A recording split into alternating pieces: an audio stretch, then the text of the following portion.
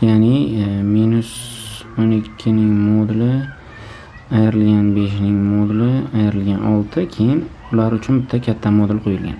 Biz birinchi -12 dan modul olamiz. -12 dan modul 12 ayrilgan 5 ning moduli ham 5 ayrilgan 6.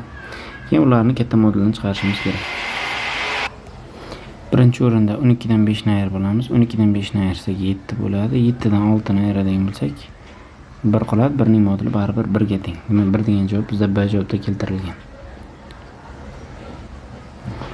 Ikkinchi savolimizda esa 2,7 cm3 metr kubga o'ting deyilgan ekan. Demak biz metr kubga o'tish uchun birinchi quyidagicha yozuvni yozib olamiz. 1 metrimiz bizda 100 cm ga teng. Keling bizda metr kubga o'ting degan uchun ikkala tarafni kubga oshirib yuboramiz. Ya'ni kubga oshirsak shunda bizda kubi kelib chiqadi. 1 metr kub teng, shunda 1 ning orqasida 6 ta 0 bo'ladi.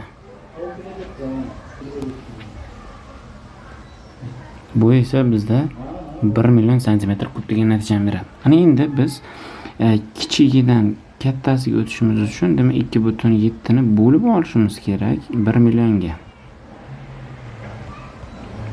Shunda bizda natija 0,0000027 degan, ya'ni biz bilishimiz kerak bo'ladigan narsa mana bu virgulni 6 ta siljitsak, ya'ni 1 2 3 4 5 6 ta siljitsak o'sha yerga borishi kerak degan ma'noni bilishimiz kerak. U bizda C javobda keltirilgan. Keyingi 3-savolda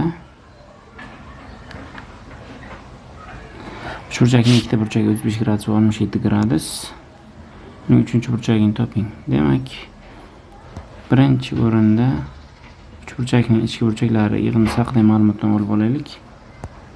Demak, alfa, beta, gamma bo'ladigan bo'lsa, uchburchakning ichki burchaklari yig'indisi 180 gradusga teng. Demak, bitta burchagimiz 35 gradus,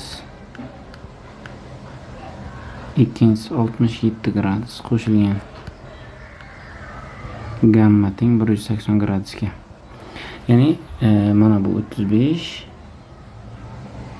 mana bu 67 gradus edi.